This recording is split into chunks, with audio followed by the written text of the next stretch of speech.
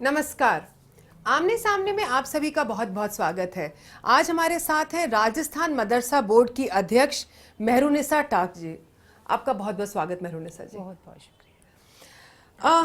सबसे पहले तो जी क्योंकि आप भाजपा सरकार के द्वारा बनाई गई हैं मदरसा बोर्ड की चेयरपर्सन, तो मैं आपकी सरकार से ही जुड़ा हुआ एक प्रश्न पूछती हूँ।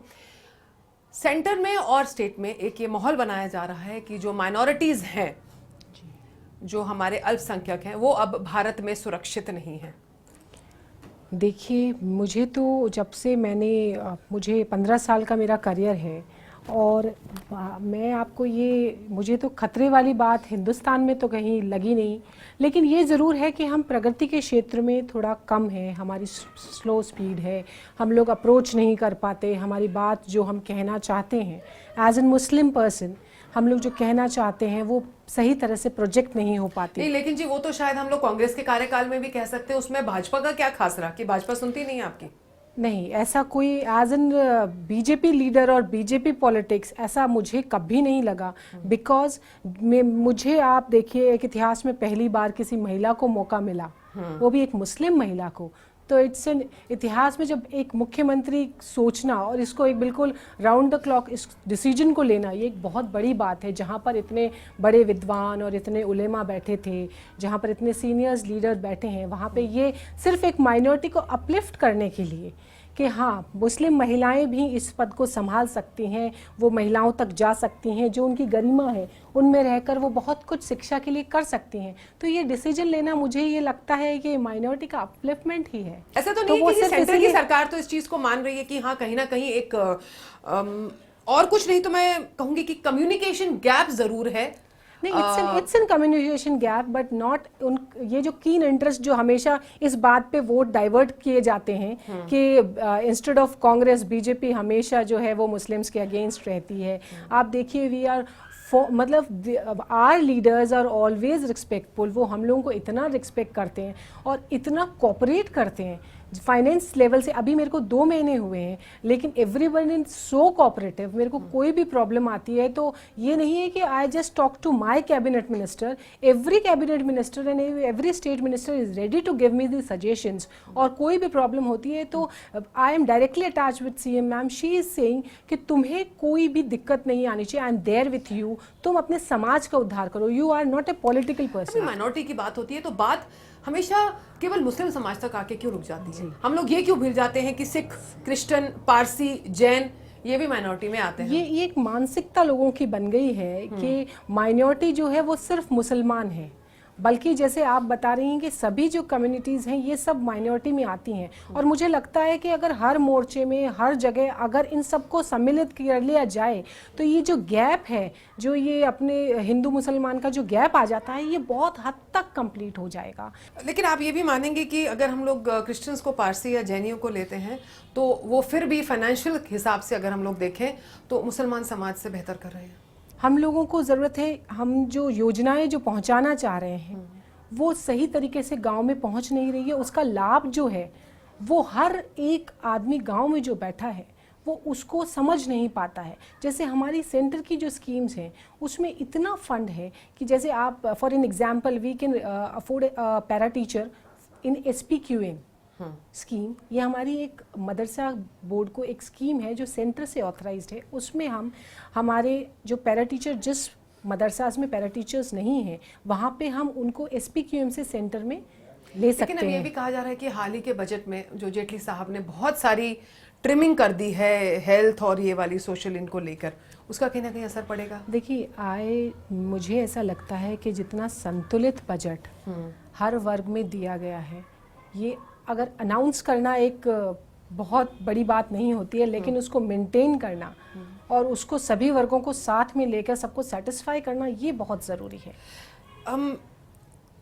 जब हम मदरसा बोर्ड की चेयरपर्सन की बात करते हैं तो आपको बनाया गया, और मेरे ख्याल से मैं गलत नहीं हूँ कहने में कि आप ही के समाज ने इस चीज़ को सपोर्ट नहीं करा। जी, समाज की तो मैं बात नहीं कहूँगी, लेकिन हाँ, कुछ संस्थाएं, I think so 1 or 2, they opposed. उनका ये कहना था कि उलेमा जो है, मतलब जो highly qualified in this Urdu and अरबी, वो ही इस पोस्ट पे बैठ सकते हैं।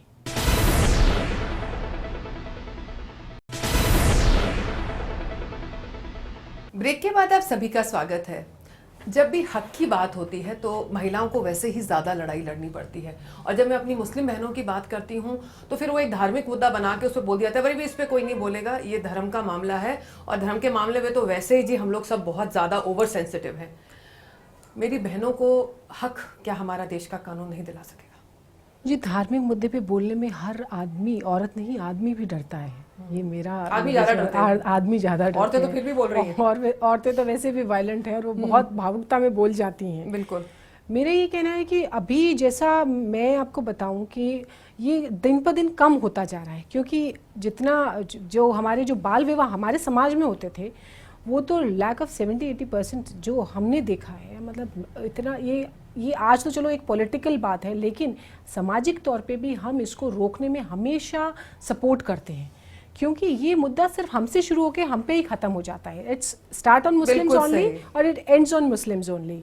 तो मुस्लिम्स में ये जागृति तो ज़रूर आई है कि जो बाल विवाह है एटलीस्ट कि ये बिल्कुल फिनिश ऑफ हो, क्योंकि ये जब तक फिनिश नहीं होगा बच्चियां पढ़ेंगी नहीं, क्योंकि 18 साल के बाद बच्चियां जब कॉलेजेस में जाना शुरू करती हैं तो उससे पहले उनकी शादियां कर दी जाती हैं ये कह के कि उनको अच्छा परिवार मिल रहा है या अच्छा घर, जो भी बहाने लाख होते हैं, वो लाख होते हैं। लेकिन नाउ पीपल ऑफ, देखो आप शेखावाटी ले लो, मारवाड़ ले लो, आई हैव गॉन एवरीवेयर, सब जगह आपको एवरी कम्युनिटी, वो अपने जो ठेले वाले हैं they are making their girls well educated, और वो खुद ठेला चलाकर and they are making them well educated. बदलाव आ रहा है और इट्स हैट्स ऑफ। अगर हम लोग कानून की बात करते हैं, चाहे वो पॉलीगैमी हो और चाहे वो तलाक का कानून लेकर हो, आप मानती हैं कि इसमें भी बदलाव आना जरूरी है, और ये समाज के अंदर से ही आए तो बेहतर होगा? क्योंकि देखिए ऊपर से थोपा जाएगा तो फिर वही बात है, सेंसिटिव इशू है, और भाजपा की सरकार पे तो वैसे ही बड़े बड़े प्रश्न चिन्ह लगे हुए हैं। बहुत हम तो सिर्फ एक ही बात कहते हैं कि अगर ये किसी हदीस में लिखा है कि भाई पार्टी लेवल से ही आपको स्वर्ग या नर्क में भेजा जाएगा, तो वो अगर कोई बता सके तो इट विल बी नाइस। लेकिन आज ऐसी बात नहीं है। आज बहुत educated, every educated person is interested to change his generation into the in this political level के हर चीज को वो अप्रोच कर सके, और ऐसे लोगों से, वो पार्टी से नहीं, वो पर्सनल ऐसे लोगों से संपर्क करना चाहता है जो उसके साथ उसको सर्विस दे सके और उसकी बात को समझ सके। सही बात है। तो जो मैं आपसे पूछ रही थी कि देखिए सरकार से तो ये आ नहीं सकता जी, तो क्या समाज अपने अंदर इस चीज में कुछ सोच चल रही है? इसमें मैं तो खुद एज एन लेडी, मैं अपने जितने भी बुजुर्ग हैं उनसे रिक्वेस्ट करती हूँ, क्योंकि हमारे समाज की जो महिलाएं हैं वो इतनी मजबूर हो जाती हैं कई बार कि वो ना चाहकर भी उनको अपने घरों पे रहना पड़ता है, और अगर उनमें आपस में अनबन हो जाती है तो उसको सुलझाने के बजाय सिर्फ एक ही आवाज़ आती है कि उनको तलाक लेकर, और उनका उसमें कोई भी आंसर नहीं हो सकता। They don't are right to answer. Equality तो रही नहीं ना जी, इक्वालिटी इज नॉट देयर, तो उसको हम चैलेंज नहीं कर सकते। लेकिन as a people of the society I just request my all my elders के इसके अंदर बैठकर एक बदलाव आना चाहिए, और इसमें एक बहस तो होनी चाहिए, एक रिक्वेस्ट तो हमारी महिलाओं की सुननी चाहिए कि we are also the people of democracy. तो यहाँ पर हमारी भी आवाज़ उठनी चाहिए, और we are not doing any इनकलाब, we are just requesting our samaj people के वो बैठकर हमारी। आपकी कई महिलाएं इनकलाब पे भी उतरी हुई हैं। नहीं, इनकलाब इज़ नॉट द वे। आप कोई भी रेवोल्यूशन ले लें, इनकलाब जब समाज के दायरे से ऊपर चला जाता है तो वो सिर्फ एक इशू बन के रह जाता है, एज पर माई नॉलेज। लेकिन अगर आप उसको कन्विंसिंगली करेंगे समाज के उलेमाओं के साथ बैठ के, अपने बुजुर्गों के साथ बैठ के कि वी वांट दिस। कितने रजिस्टर्ड मदरसे हैं राजस्थान में, और उसके साथ साथ जो अनरजिस्टर्ड हैं उनको आप कैसे मॉनिटर करती हैं? रजिस्टर्ड कितने? रजिस्टर्ड अपने 3141 मदरसे हैं। Actually we had lots of more. 729 मदरसाज हमने डी रजिस्टर्ड किए थे on the basis of DMO report, जो हमारे डिस्ट्रिक्ट माइनॉरिटी ऑफिसर्स हैं उनकी रिपोर्ट के अनुसार। क्योंकि ऐसा सुनने में आ रहा था कि कुछ मदरसों में टीचर्स नहीं हैं, कुछ में बच्चे नहीं हैं, तो वहाँ पे टीचर्स वेकेंटली वहाँ पे बैठे रहते हैं, और जो सैलरीज हैं वो फिजूल वहाँ जा रही हैं। तो बहुत सी ऐसे रिपोर्ट्स थी, और हमने जब इसकी विज्ञप्ति निकाली और हमने लेटर्स निकाले और डीएमओस को स्ट्रिक्ट किया, तो ये बहुत लंबा प्रोसीजर चला। उसके बाद हमारे पास ये 729, हमारे पास 900 आए थे, उसमें से हमने डिडक्ट करके, it was before my appointment. लेकिन उसके बाद भी जब ये 729 हो गए, उसके बाद भी मैंने एक ऑर्डर यहाँ से निकाला कि if someone wants to approach, if there is 20 or 10 children if there is in madrasa, तो we will register it again. तो उसके लिए हमने 15 एक मार्च आपने दरवाजा खुला छोड़ा हुआ है। जी और अभी हमने 15 मार्च तक, it's around 1 month has done, तो 15 मार्च को हमने ये लास्ट डेट रखी है कि क्योंकि कोई लिमिट तो होनी चाहिए ना। हाँ सही तो बात है। कोई लिमिट्स तो होनी चाहिए क्योंकि लॉट्स ऑफ और 100 I think 100 applications we have received. तो हमने हमारे डेमोज को इंस्ट्रक्ट कर दिया है कि you just visit it again, और जैसे ही आप इसको प्रूव कर लेते हैं, हमारे यहाँ से भी मदरसा बोर्ड से भी हमने कमेटी बनाकर हम वहाँ पर भेज रहे हैं। जो भी हमें कोई ऐसा ऑप्शन लग रहा है कि जिसमें थोड़ा डिफरेंसेस लग रहा है, उसको हम वॉच आउट करा के, और हमारी उम्मीद यही और हमारा विजन यही है क्योंकि हमारे I don't know anything but my मुख्यमंत्री मैम वसुंधरा राजे वांट्स कि योर सोसाइटी जितना भी आप उनको लाभ दे सकते हो with your views and visions, वो आपको करना है। It's your motive, it should be your motive, और इसी मोटिव पे उन्होंने मुझको उतारा है।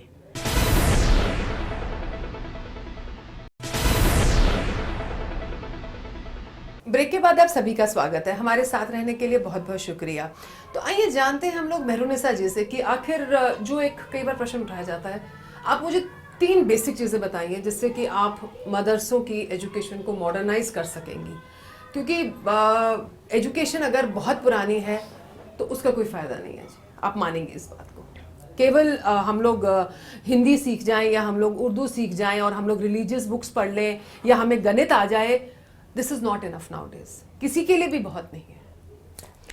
एक्चुअली हमारे मदरसों में सिर्फ मॉडर्न एजुकेशन के नाम पे हम ये करते हैं कि we are just giving computer, तो उसमें ये कह देते हैं मॉडर्नाइजेशन के नाम पे सिर्फ ये होता है कि इनको कंप्यूटर दे दिया जाए। तो ये एक जो मानसिकता है वो मॉडर्न एजुकेशन में अभी तक थी, लेकिन कंप्यूटर वहाँ पे बिल्कुल डंप है। पढ़े रहे बस। प्राइमरी बच्चों को कहाँ तो उनको कंप्यूटर्स उनके काम आ रहे हैं।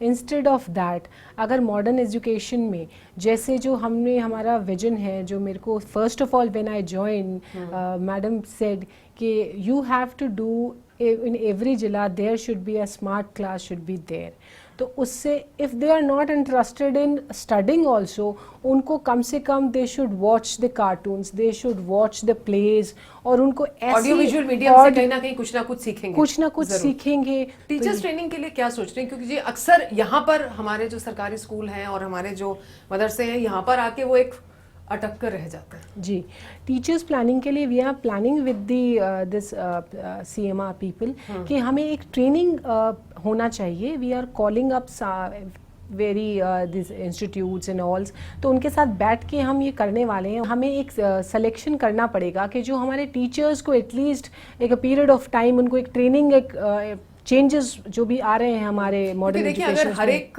मदरसे में अगर 2 टीचर भी कंप्यूटर ट्रेंड होंगे तभी वो बच्चों को सिखा पाएंगे। एंड कंप्यूटर तो ये गेटवे है आज के दिन, जी उसके बिना सीखे तो कुछ नहीं हो सकता। Actually this proposal has also come here कि जिले वाइज ये RKCL का अगर इंस्टीट्यूट उसमें हो जाए तो उसमें उनको रोजगार भी मिलेगा, और वो बच्चे खुद भी, मतलब जो हमारे MAd और BAd बच्चे जो वहाँ पर बेरोजगार हैं, वो अपने ज़िले में ही उसको चला पाएंगे और वो सर्टिफिकेट्स भी दे पाएंगे और वही बच्चे उनको भी पढ़ा पाएंगे।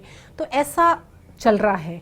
और job is not, any job is not so easy, लेकिन मैं आपको ये पर अगर आप ये सोच के अगर भाई आप ठान के चलोगे तो फिर दी जी well planned is half done, because I think I have a strength of my CM with me. तो उनका बिल्कुल विजन है कि you just upgrade your society, not a political, you don't have to work out an a political person, you have to work as an social worker.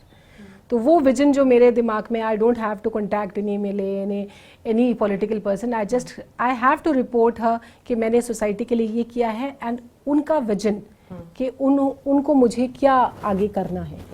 तो ये मेरे लिए बहुत बड़ी बात है। आमतौर पे 3 साल का कार्यकाल होता है जी, क्या अचीव करना चाहेंगे आप 3 साल में? 3 साल में मैं ये अचीव करना चाहूँगी कि पीपल शुड से कि कम से कम आज तक जो भी मदरसों में हुआ है वो सिर्फ टीचर्स के बारे में बात होती है, और मतलब only teachers, board is concerned about teachers and teachers, और मैं तो क्या तनख्वाह क्या है। मैं कहती हूँ हमारे बच्चों के बारे में क्या हुआ, जो मदरसा हमारे बुजुर्गों ने बच्चों के लिए पैसा जमा करके ज़मीन ली, उनकी बिल्डिंग बनाई। मदरसा बोर्ड नहीं था तब भी मदरसा था, और मदरसा बोर्ड अगर नहीं रहेगा तो भी मदरसा रहेगा।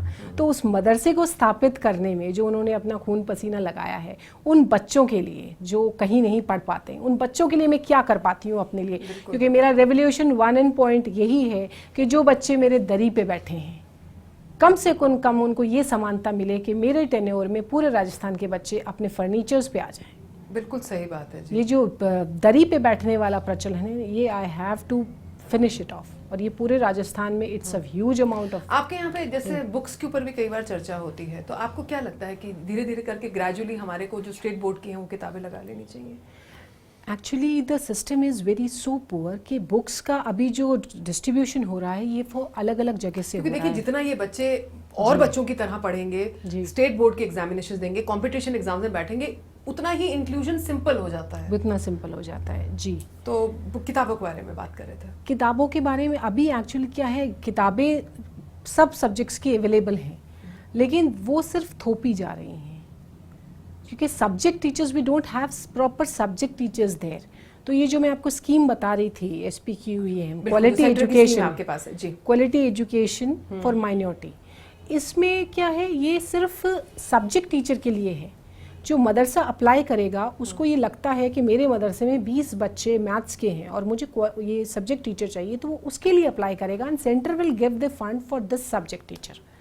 तो ये तभी मुमकिन है जब सब्जेक्ट टीचर आ जाएगा, तो उन बुक्स की वैल्यूज होंगी। अभी तो वो बुक्स पढ़ी हैं, बुक्स आर गोइंग थ्रू, केवल शब्द हैं, वो शब्द हैं, बुक्स आर गोइंग थ्रू, उनका कोई प्रॉब्लम नहीं है। Everything is there, computer is there, furniture is there, everything is there, but utilization. सही बात है जी। इंफॉर्मेशन तो है, उसको नॉलेज में कन्वर्ट करना है। बिल्कुल। मेहरुनिसा जी, आप ETV के लाखों दर्शकों को जी कोई संदेश देना चाहेंगी, खास करके अपने जो आपने मदरसा बोर्ड चेयरमैन का भार संभाला है, अपने लोगों से आपको क्या उम्मीद है? मैं यही चाहती हूँ कि मेरे हर रेवोल्यूशन में मेरा साथ दें और इसे एक सामाजिक वो ना समझकर इसे एक ज़रूरत समझें। जो बच्चे आज आपकी उम्मीदों पर खरा उतरने के लिए तरस रहे हैं, उनको आप सपोर्ट करें। मैं ये ज़रिया बनना चाहती हूँ आप लोगों के बीच कि शायद हम ये रेवोल्यूशन ला पाएँ। और ये आज सिर्फ मुसलमान नहीं, ये आप एक सोसाइटी का डेवलपमेंट देखें।